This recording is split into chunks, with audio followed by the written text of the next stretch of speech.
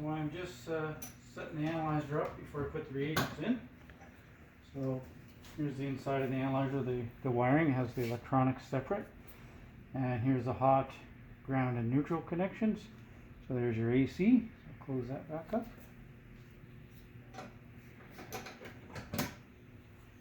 And then I'm just going to lubricate the last air solid pump tubing. So I'll take a little bit of silicone oil, pop this out on the top side, and on the bottom side, pop it back in.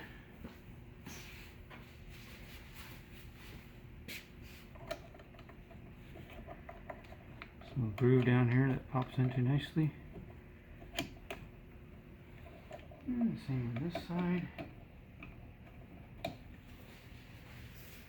And then the platen just pops right back on top.